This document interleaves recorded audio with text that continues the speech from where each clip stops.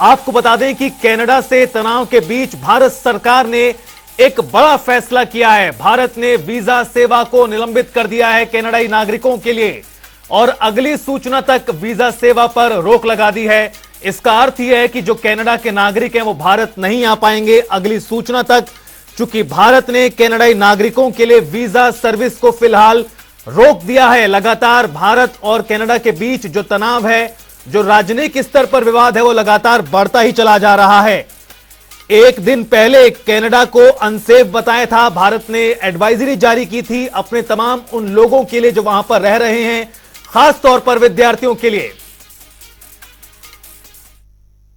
Formation when other parties are joining them and the numbers are going up, they have brought this bill.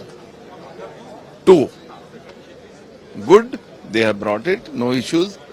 We all supported it because we all, Congress party was the party which started it in 80s. Rajiv Gandhi was the first prime minister who constituted a committee, and then we went, Narsim. तो आपको बता दें कि लगातार जो विवाद है वो बढ़ता ही चला जा रहा है और इससे एक दिन पहले ही भारत ने एडवाइजरी जारी की थी वहां पर अपने नागरिकों के लिए। और इस बीच एक और बड़ा फैसला उठाया है। जो कनाडाई नागरिक हैं उनके लिए जो वीजा सर्विस है उसको फिलहाल निलंबित कर दिया है। भारत ने कनाडा के लोगों के लिए वीजा सेवाएं सस्पेंड कर दी हैं।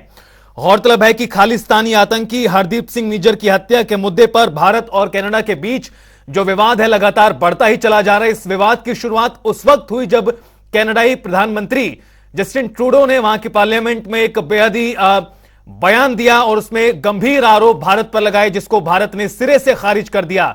न सिर्फ भारत बल्कि कई और ऐसे देश भी हैं जो इस मुद्दे पर भारत का साथ दे रहे हैं। चूंकि लगातार जो मामला है लगातार गंभीर होता जा रहा है और विवाद की स्थिति है वो और भी ज्यादा गंभीर होती चली जा रही है।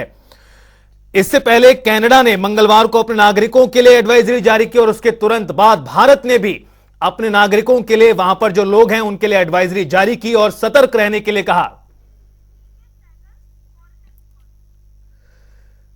हमारे साथ पीके सहगल जी जुड़ गए हैं, विदेश मामलों के जानकार। पीके सहगल जी, आपका शुक्रिया हमारे साथ जुड़ने के लिए। सर, आप किस तरह से इस पूरे विवाद को देखते हैं? लगातार ही जो विवाद है बढ़ता जा रहा है। इस बीच भारत सरकार ने जो कनाडाई नागरिक हैं उनके लिए वीजा सर्विस को रोक दिया है। अब देखो, ये बेबुनियाद इल्जाम लगाए थे ट्रूडो ने हिंदुस्तान के ऊपर बिना किसी एविडेंस के। उन्होंने साफ तौर पे कहा था कि उनके एलिगेशन है, और एलिगेशन किसने बनाई? एलिगेशन उन खालिस्तानियों ने बनाई है जो हर प्रकार से उनको सपोर्ट कर रहे हैं। अगर देखो तो ये ट्रूडो की सरकार जो है माइनॉरिटी गवर्नमेंट है, इसको एनडीपी भी सपोर्ट कर रहा है, न्यू डेमोक्रेटिक पार्टी। और एनडीपी की पार्टी का जो लीडर है वो एक खालिस्तानी सिख है। और अगर ट्रूडो उनको वोट बैंक पॉलिटिक्स के लिए नजरअंदाज करें तो ट्रूडो की गवर्नमेंट आज ही गिर जाएगी।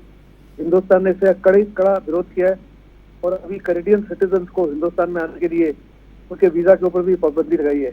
यानी दूसरे लफ्जों में हम कनाडा को बड़ा साफ क्लियर मैसेज भेज रहे हैं कि हमको प्रोवोक मत कीजिए बेमतलब के, और हमको प्रोवोक किया जाएगा तो ये दोनों देशों के हितों के लिए सही नहीं होगा। और मैं सहमत हूँ कि हिंदुस्तान ने इस मामले का कड़ा इल्जाम कार्रवाई की है जी, क्योंकि कनाडा के जो खालिस्तानी है उन्होंने हिंदुओं को कहा कि आप कनाडा छोड़ के चले जाएं, और साथ ही साथ उन्होंने कहा कि आपकी एम्बेसी को हम ओटावा में बंद कर देंगे और आपका जो कौंसल जनरल है उसको भी बंद कर देंगे।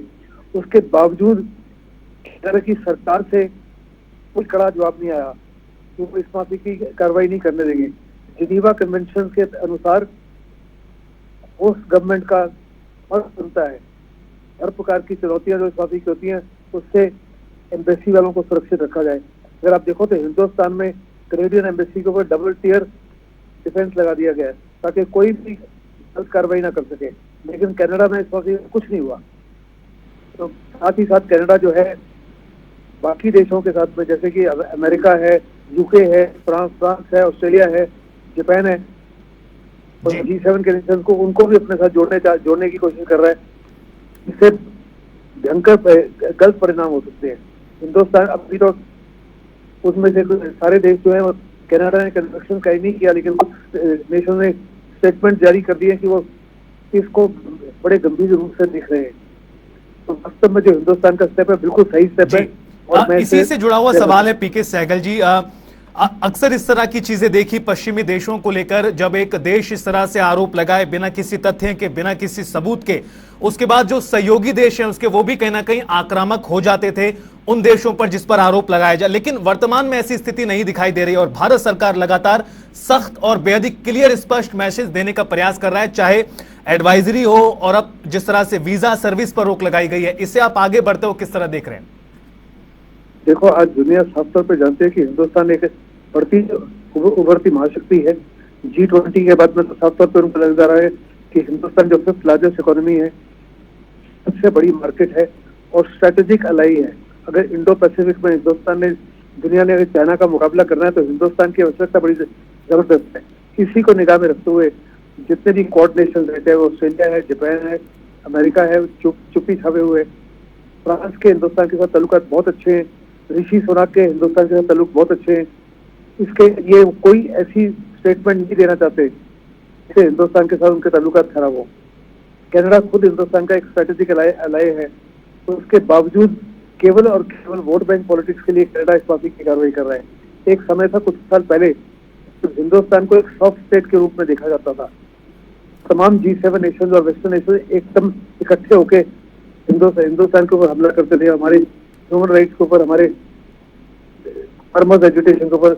लेकिन ज्यादा कनाडा का रवैया रहा है, उसके रवैये में बदलाव नहीं आया, लेकिन बाकी सारे देशों के रवैये में बदलाव आया है। इस समय कनाडा को भी धक्का लगा हुआ कि उसको किसी प्रकार से कोई सपोर्ट नहीं मिल रहा G7 से और वेस्टर्न नेशन से। एक सारे देखना हिंदुस्तान ने भी साफ तौर पे कह दिया है कनाडा को उसकी इन्वेस्टिगेशन में हर प्रकार से सहायता करेंगे हम। लेकिन फिर कनाडा के ऑपोजिशन में कुछ लीडर्स हैं जिन्होंने ट्रूडो के ऊपर कहा है कि आप इल्जाम तो लगा रहे हैं, एविडेंस कहाँ है, जिससे ट्रूडो की सिचुएशन अपने देश में और खराब हो रही है। और अगर जल्दी से जल्दी ट्रूडो ने कुछ किया नहीं तो मुझे नहीं लगता वो ज्यादा देर अपनी कुर्सी को संभाल पाएंगे। बिल्कुल, और लगातार जो जस्टिन ट्रूडो हैं वो इस मामले में घिरते ही नजर आ रहे हैं। बहुत बहुत शुक्रिया पीके सहगल जी हमारे साथ जुड़ने के लिए, इस बातचीत के लिए।